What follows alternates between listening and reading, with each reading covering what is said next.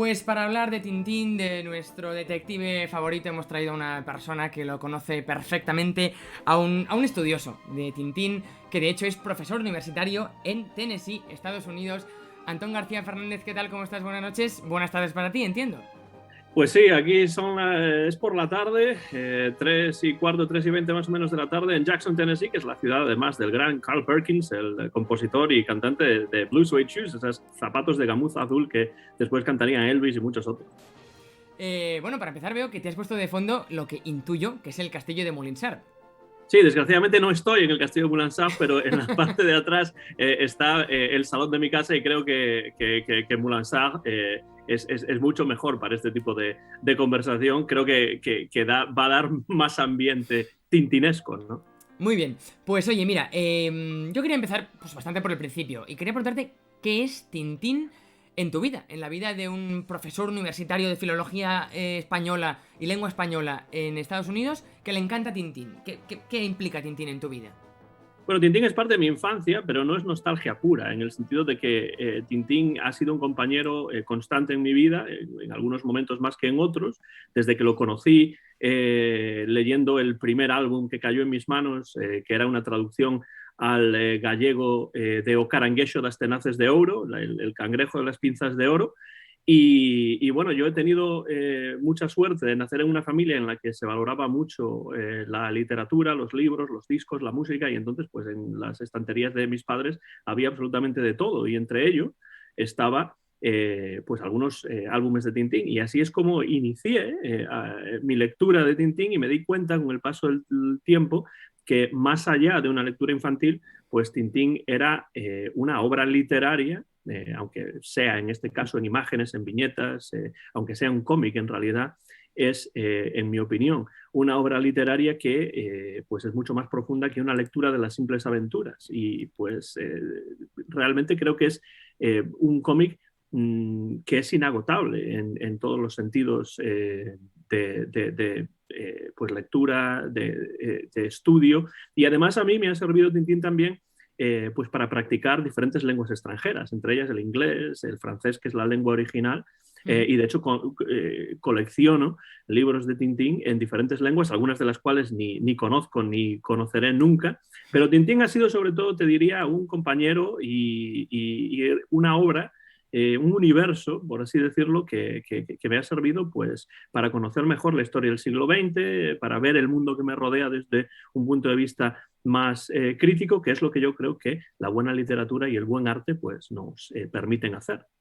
Entonces, ¿tú por qué crees que ha funcionado tan bien Tintín como obra literaria, como obra narrativa? ¿Por qué ha funcionado? ¿Por qué ha habido mucha gente que lo ha leído, se sigue leyendo? ¿Qué tiene Tintín que nos engancha tanto? Creo que hay muchas cosas. Por un lado, en los dibujos, esa línea clara o ligne claire en francés de Hergé, que realmente es muy atractiva. Y después también el sentido narrativo de Hergé, que es capaz de narrar unas historias en imágenes que son verdaderamente impresionantes y que además creo que llaman mucho la atención tanto de los niños por la aventura en sí como de personas ya adultas, no solamente por la aventura, que también, pero también por las diferentes lecturas más profundas que puede tener. Entonces yo creo que esa es una de las razones de que Tintín haya funcionado tan bien. Y por otro lado también pues la creación de un universo de personajes que no son solamente Tintín y Milú, sino que son pues también el Capitán Haddock, el profesor Tornasol, Hernández y Fernández, la Castafiore, muchos de los villanos como Rastapópulos, y son personajes que en realidad han creado un universo en el cual uno se mueve muy a gusto porque va reconociendo diferentes cosas de un álbum a otro. Además hay una evolución también, yo creo, en tanto artística, pictórica, ¿no?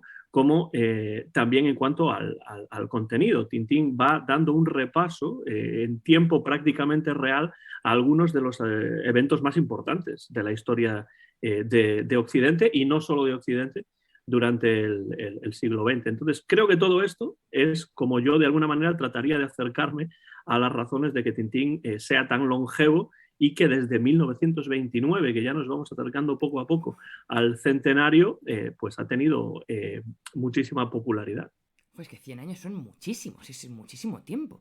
Pero claro, es verdad que repasando hoy un poco los álbumes es que hay de todo, ¿no? La llegada a la luna, que de hecho se anticipó a la llegada a la luna luego de Armstrong, temas como el petróleo, ¿no? El cangrejo de las pinzas de oro, los soviéticos, es que realmente es la historia del siglo XX. Pero bueno, te quería preguntar un poco, ¿quién era Hergé?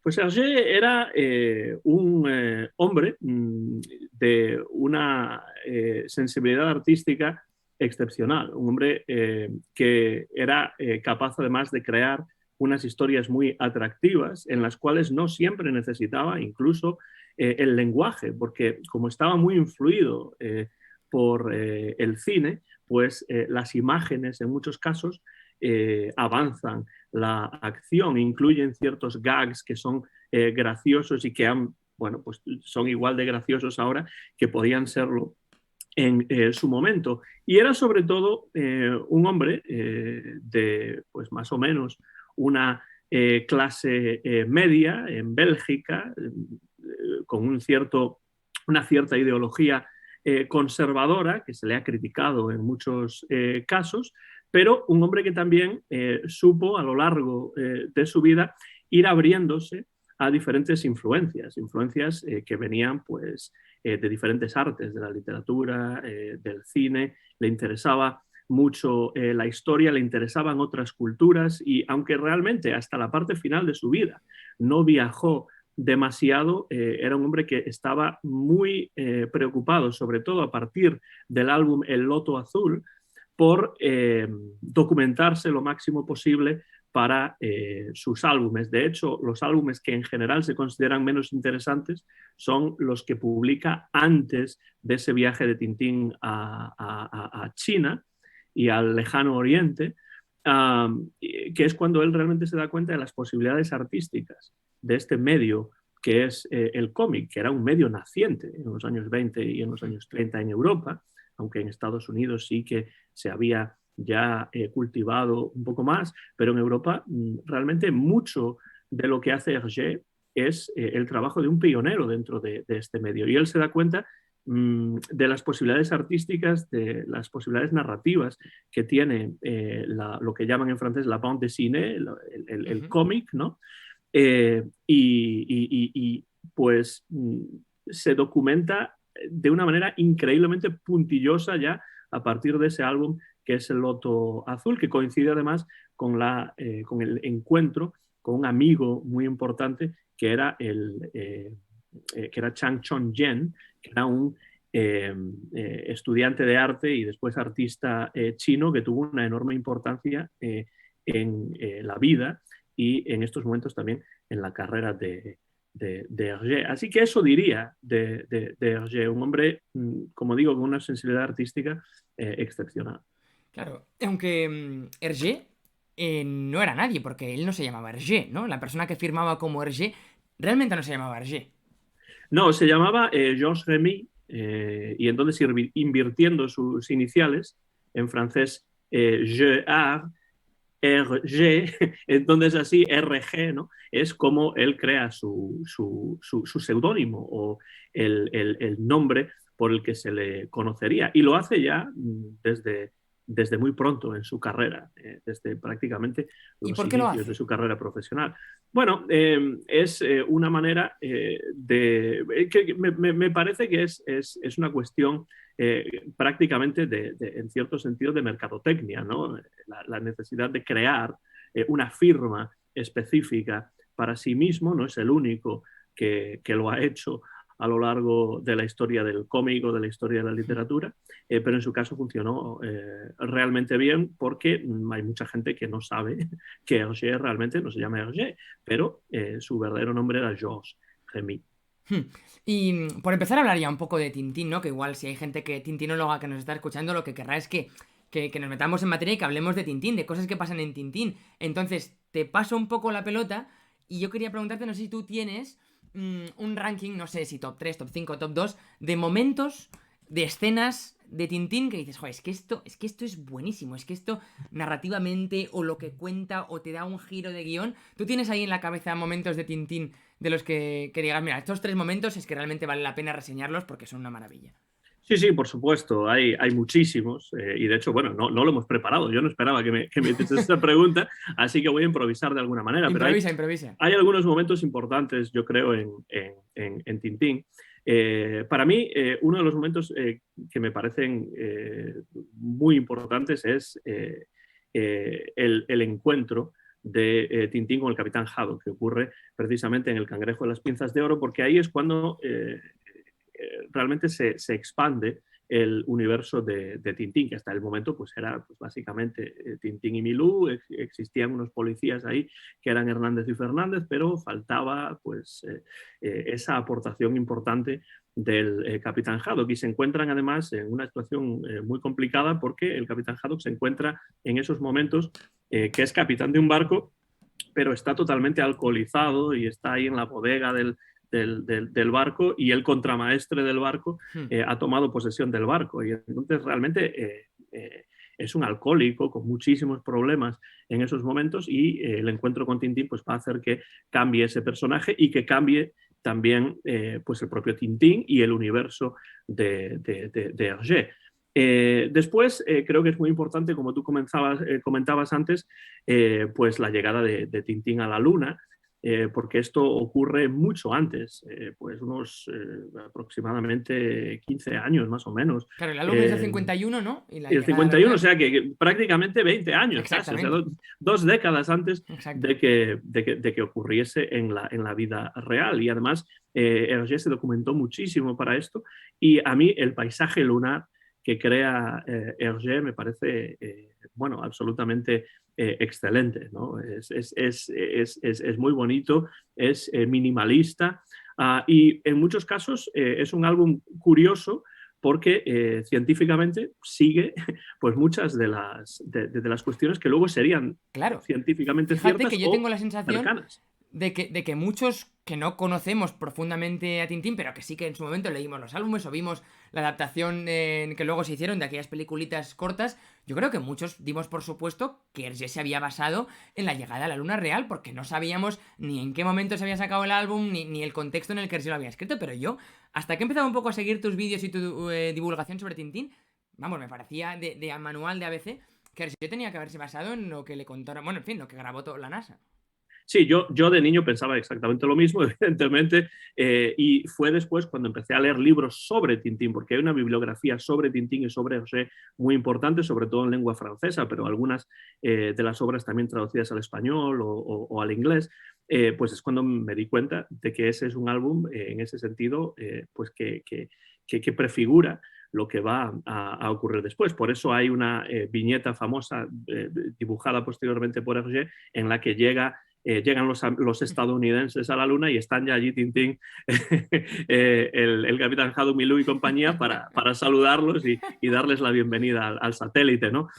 Bueno, ese es otro momento muy interesante, el del viaje de Tintín a la Luna. Y por no extenderme demasiado, pues te mencionaré también la creación de dos estados ficticios que son Sildavia y Borduria, que Hergé El cetro de utilizó tocar, ¿no? pues en el cetro de Ottokar, pero después aparece también en otros álbumes, como posteriormente podría ser el asunto Tornasol, y que sirven a Hergé pues, para reflejar situaciones políticas del momento, situaciones políticas contemporáneas a él, pero desde el filtro de la ficción, situaciones políticas como puede ser, pues, por ejemplo, el inicio de la Segunda Guerra Mundial, la Guerra Fría posteriormente, la carrera espacial, etcétera. Y yo cuando era pequeño realmente me imaginaba que Sildavia y Borduria sabía que no existían, pero yo me imaginaba en mis juegos infantiles que realmente existían y que yo en lugar de estar caminando por mi ciudad, pues estaba caminando por Clou, la capital de Sildavia. Y no quiero tampoco dejar pasar Las joyas de la Castafiore, que para mí es uno de los álbumes más interesantes de Tintín porque es una aventura en la que no pasa absolutamente Te iba a decir que yo nada. como niño era de los que menos me gustaba porque no pasaba nada. Digo, bueno, es que esto aquí una señora que canta, bueno, oye, pues muy bien, pero me gusta más cuando hay acción, ¿no? Cuando a Tintín le persiguen o tiene que perseguir a alguien. De hecho, yo siempre digo que La Isla Negra, por ejemplo, es un libro muy bueno para iniciarse en Tintín cuando uno es pequeño, o El cangrejo de las pinzas de oro, o alguno de estos un poco más anteriores, de la parte más inicial o media de la carrera de Hergé, y estos ya posteriores como Stock de Coque, Las joyas de la Castafiore, Tintín y los pícaros, son álbumes ya un poco más profundos que quizá a los niños no les atraigan tanto como los que tienen más acción, como tú comentas, pero que realmente como obras de arte, como obras literarias, como ejemplos de lo mejor de la producción de Hergé, a mí me parece que Las joyas de la Castafiore es un álbum realmente insuperable. Oye, tú sabes que igual es en más ciudades, pero que en Barcelona hay una tienda de Tintín que se promociona como la embajada de Sildavia no sé, supongo que en España. Sí, bueno, eso es algo que, bueno, a mí me parece muy interesante. Conozco además a través de Internet a quienes se encargan de ello.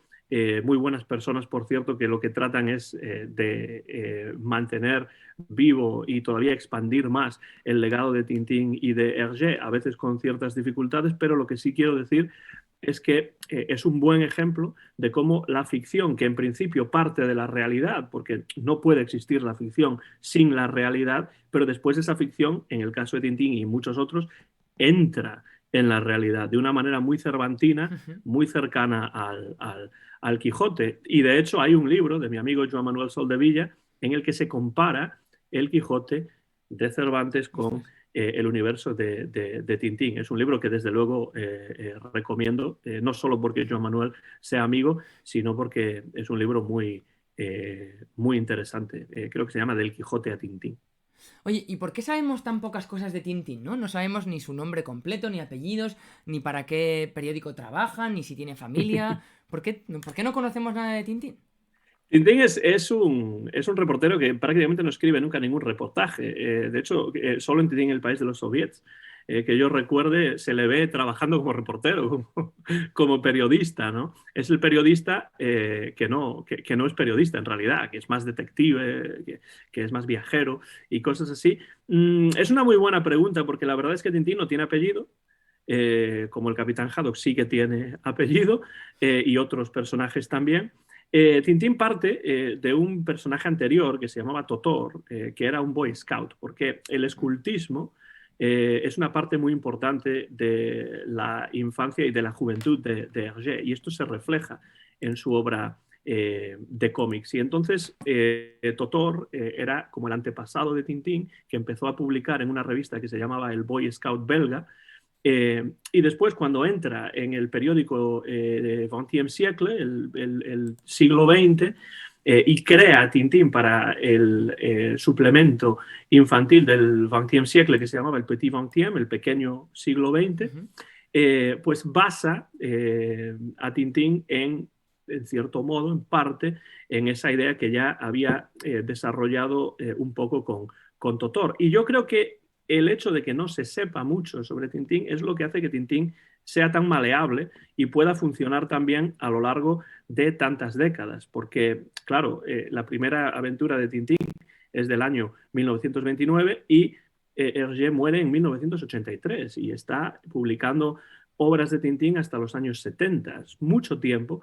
Y yo creo que precisamente el hecho de que Tintín sea un personaje en cierto modo arquetípico, que no tenga tampoco mucho pasado, que no se le conozca tampoco ninguna relación amorosa o sentimental, pues hace que Tintín sea vehículo precisamente para contar, para narrar esas historias y al mismo tiempo para, como decíamos, hacer un repaso por la historia contemporánea del siglo XX. Yo siempre digo que con sus luces y con sus sombras se podría dar, no lo he hecho nunca, pero se podría dar un curso universitario de historia del siglo XX a través de Tintín y de la visión que sobre esas realidades históricas se presenta en la obra de Hergé.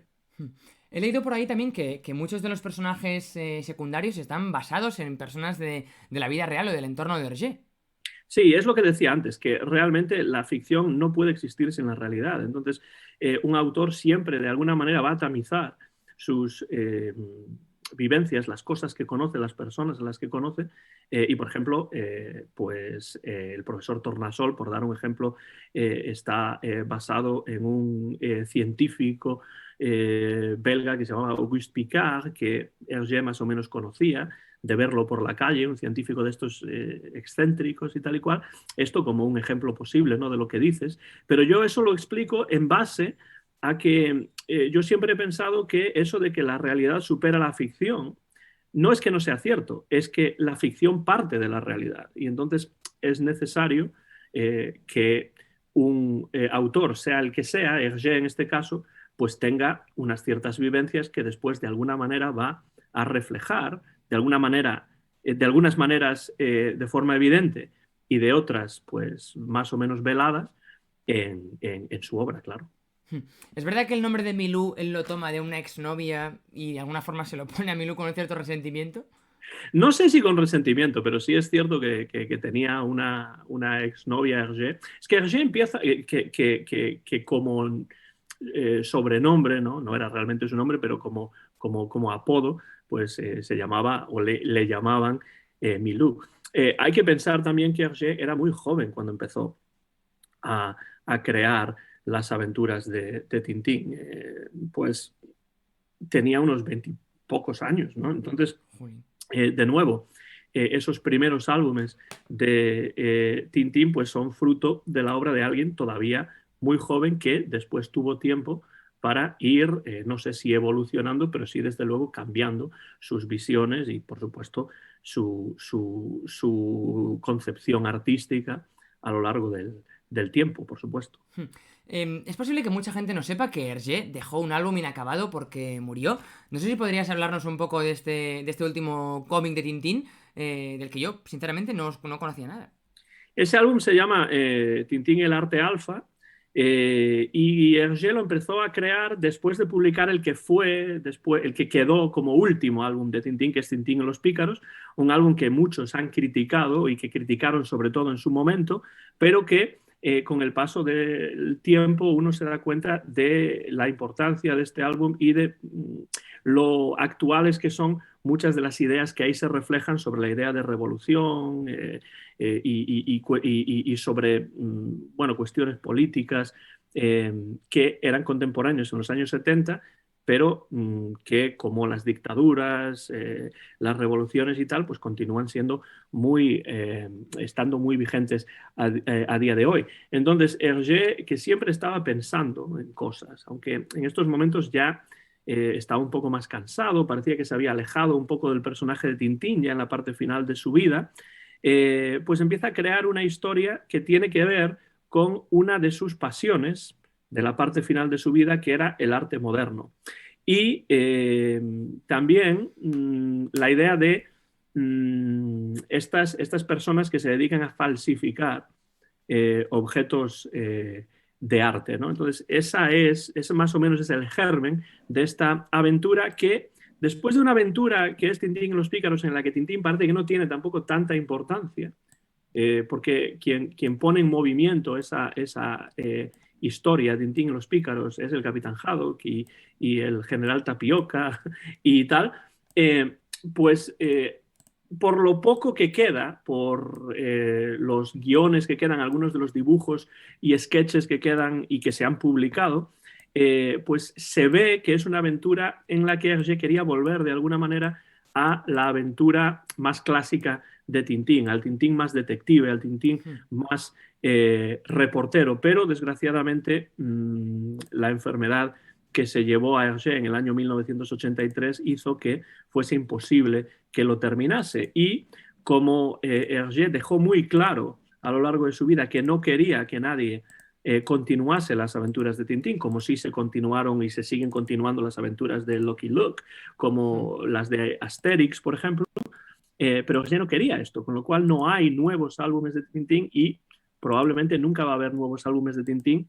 Y aunque Yves Rodier eh, concluyó la aventura de una manera pues no completamente legal ni oficial, pues lo único que queda de Tintín el arte alfa pues son los sketches y los guiones y las cosas a lápiz sobre todo que Hergé dejó cuando falleció, claro. Pues mira, como esto yo quería hacerlo, pues como lo estamos haciendo, ameno y como esto es internet, quería proponer terminar haciendo un test que he encontrado de Tintín por internet. Entonces, digamos, yo que soy un poco el malo, yo juego porque yo de muchas cosas no me acuerdo, pero haciendo trampa, que es que te tengo a ti al lado, y entonces yo espero que me eches un cable. Creo que son 13 preguntas. Hombre, A ver si... esto me recuerda, había un libro, existe un libro que se llama Eres Tintinólogo, en el cual pues hay 50 preguntas de cada una de las aventuras de Tintín, no Tintín el país de los soviets y tampoco Tintín el arte alfa, evidentemente, pero a lo mejor esto es algo semejante. No, Bueno, me son 13 parece, preguntas. me parece muy bien jugar, a ver qué tal sale. A ver, venga. Primera pregunta. ¿A cuál de los siguientes personajes conoció antes Tintín? Y nos dan 4 opciones que son Capitán Haddock, Profesor Tornasol, Hernández y Fernández y Bianca Castafiore. Entonces, mira, Eh, mi razonamiento es que el Capitán Haddock, como tú has dicho antes y a mí me sonaba, se incorpora relativamente tarde para lo importante que luego será. Entonces, yo me voy a tirar por Hernández y Fernández.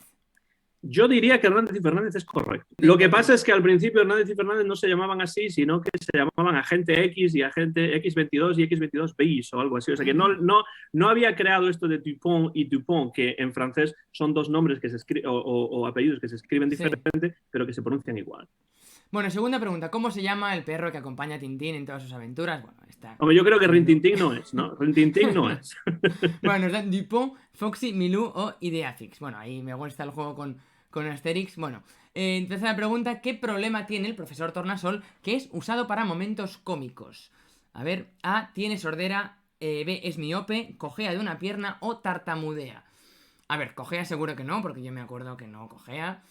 Tartamudea yo diría que tampoco. Entonces me tendría que quedar a ver si es miope o si tiene sordera. Mm, Vamos a decir que tiene sordera. Pues tiene sordera en todos los álbumes, excepto, aunque se utiliza un poco, en Objetivo la Luna, porque evidentemente si va a dirigir una misión espacial no puede tener problemas de oído, así que utiliza una especie de audífono en ese álbum. Pero en todos los demás Pues hay muchos gags que tienen que ver con el hecho de que Tornasol no oye bien. correcto, tiene sordera. ¿Cuál es el mayor enemigo de Tintín? Aquí me van a pillar porque esto ya me supera un poco. Laszlo Careidas, Thomas Allan, el coronel Spons o Rastapopoulos. Hombre, a ver, a mí el que me suena más es Rastapopoulos, pero claro, igual hay alguno de estos que es muchísimo más malvado. Veo que el Careidas este es el del vuelo a Sydney, ¿no? Sí, Carreiras es un villano con cara de bueno, por así decirlo. Pues no sé, aquí tengo que tirar de tu comodín. Careidas, Thomas Allan, Spons o Rastapopoulos. A ver, yo creo que esto tiene que ver un poco, diferentes personas podrían decir diferentes personajes porque todos ellos tienen su parte mala y algunos de ellos son muy malos, pero yo creo que se refiere a Rastapopoulos porque es el que siempre se ha presentado como la némesis de Tintín, la especie de Moriarty, ¿no? Vale. Como en el caso de Sherlock Holmes tenemos Moriarty, pues en el caso de Tintín tenemos a Rastapopoulos, diría Pues sí, yo. correcto, Rastapopoulos. Quinta pregunta: ¿qué dos países inventa Hergé para el cetro de Ottokar? Y aquí yo creo que también la voy a sacar. Sildavia y Borduria, San Teodoros y Nuevo Rico, Sildavia y Moldavia, San Teodoros y Borduria. A ver, San Teodoros... Epa. No sé, hasta yo creo que soy algo de internet. Sildavia y Borduria, ¿no? Tiene que ser. Es Sildavia y Borduria. Santiagoros también es un país ficticio que crea, pero para álbumes como La Oreja Rota, por ejemplo, donde aparece Santiagoros y también en Tintín los Pícaros. Mira, la siguiente pregunta la has respondido tú a lo largo de la entrevista. ¿Cómo se denomina el estilo de dibujo de Hergé? Respuesta A, línea clara, colores planos, detalles simples o dibujo simple. Pues hombre, vamos a tirar por línea clara, ¿no? Ya que hemos estado Sí, escuchando. además es que los otros no son tampoco muy...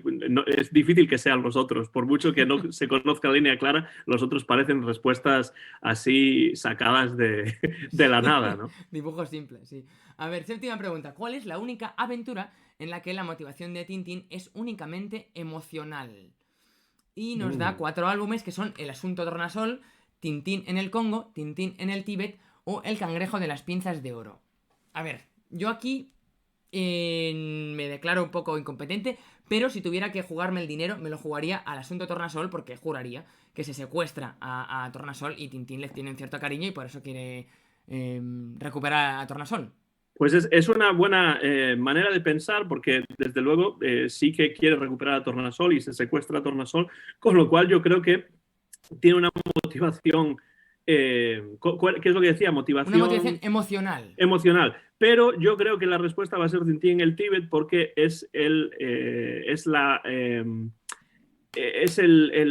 aventura en la cual tiene que rescatar a su amigo Chang, que es la versión eh, literaria, la versión ficticia de su verdadero amigo chino, que tanto pues le ayudó en el inicio de su carrera. Así que yo diría que es Tintín en el Tíbet. Pues sí, Tintín en el Tíbet me da correcto. ¿Qué más? A ver. Me van saliendo ventanas emergentes. ¿Cuál es la continuación? Hombre, esta es fácil. ¿Cuál es la continuación de las 7 bolas de cristal? Vuelo 714 para Sydney, La Oreja Rota, El Templo del Sol o Stock de Cock. Bueno, El Templo del Sol, ¿no? Aquí no hay duda. Y además es uno de los 3 casos o 4 casos en los que Hergé hizo una historia en 2 partes. Uno de ellos es el viaje lunar, por ejemplo. Pregunta 9. ¿Cuál de los siguientes pertenece a la Edad de Oro de las aventuras de Tintín? No tengo ni idea. Claro, es que no sé cómo definen, no sé cómo definen de Edad de Oro. Pues no sé, Aterrizaje en la Luna, Tintín y los Pícaros, Tintín en América, El Cangrejo de las Pinzas de Oro. La Edad de Oro. Sí, eso dicen aquí. Mira, si los puedes repetir, intentaré pensar qué es lo que quieren decir con Edad de Oro. Bueno, no es que le seguro. daban la respuesta y ya la he visto sin querer, pero bueno, te repito. Yo creo que hacen como un poco de juego de palabras. Dice, Aterrizaje en la Luna, Tintín y los Pícaros, Tintín en América y El Cangrejo de las Pinzas de Oro. Claro, si es un juego de palabras, será El Cangrejo de las Pinzas de Oro. Pues sí, esa es la que me da correcta, pero en fin, igual tiene poco sentido la pregunta, no sé. Bueno, quizá se refiere a que ahí es donde conoce al Capitán Haddock y entonces quizá consideran que ahí empieza la edad de oro de este universo tintinesco. Bueno, 10ª pregunta. ¿A quién le pertenece el castillo de Moulinsart al principio del secreto del unicornio? Y nos da al Capitán Haddock, a Ivanovich Sakharine, a los hermanos Pájaro o al profesor Tornasol. Yo aquí por intuición diría al Capitán Haddock, pero sin tenerlo claro, ¿eh? Pues el Capitán Haddock se va a quedar con el castillo al acabar la aventura, pero al inicio de la aventura son unos facinerosos que se llaman los hermanos Pájaro, en francés l'oiseau, que al final pues acabarán perdiéndolo todo, incluido el castillo. ¿Cuál fue el primer álbum publicado en color? La estrella misteriosa, las 7 bolas de cristal, Tintín y los Pícaros o los cigarros del faraón. Yo no tengo ni idea, así que te cedo el testigo con esto. El primero en color. Dice Tintín y los Pícaros, desde luego que no. Estrella misteriosa, 7 bolas de cristal, los Pícaros o los cigarros del faraón. Pues yo creo que va a ser las 7 bolas de cristal, pero no estoy del todo seguro ahora, me hace dudar. A ver. Pues no, según esto es la isla misteriosa. Pues es la estrella misteriosa, pues ahí está. Ahí ves que... Sí. Pues ahí está. Me lo anoto porque desde luego me han pillado. Como es lógico que ocurra de vez en cuando. Sí, tanto. 12. ¿Cuál es el único álbum que no fue reeditado para añadirle color? Tintín en el país de los soviets. Tintín en América, Tintín en el Congo o la Isla Negra. Yo creo que es el país de los soviets. No me suena nada haberlo visto en color. Sí, es curioso porque Tintín en el Congo sí que lo redibujó, pero Tintín en el país de los soviets decidió no redibujarlo, obviamente por cuestiones políticas, cosa que podría haber hecho también con Tintín en el Congo, pero en ese caso no lo hizo, sino que suavizó algunos de los contenidos más colonialistas de Tintín en el Congo y en el caso de Tintín en el país de los soviets, pues nunca se llegó a publicar en color y solamente se publicó en la versión en blanco y negro en la parte final de la vida de Hergé. Pues última pregunta y 13ª. ¿Cuál es el único álbum de Tintín que tiene 3 ediciones distintas? Las joyas de la Castafiore, La Isla Negra, Objetivo la Luna o El Loto Azul. Amigo Antón, vas a tener que echar una mano porque no tengo ni idea. Pues ahí te voy a decir que creo que es La Isla Negra, que se redibujó más de una vez y la última vez se hizo debido a que la editorial británica, Methuen & Company, le dijo a Hergé que la versión anterior que había hecho de Tintín de la Isla Negra, pues presentaba una visión de las Islas Británicas que estaba un poco pasada de moda. Entonces querían que lo modernizase de alguna manera, y entonces envió a uno de sus colaboradores a hacer sketches ahí al sur de Inglaterra para después poder redibujar partes. Y desde luego, si ves la versión la versión anterior y después la versión de los años 60 que redibujó para los ingleses, que es la que conocemos todos, por cierto, esta última es la que se conoce realmente, pues se ven bastantes cambios. Y hay quien piensa que la nueva versión es mejor y hay quien piensa que la versión anterior es mejor. A mí me gustan las dos por diferentes razones.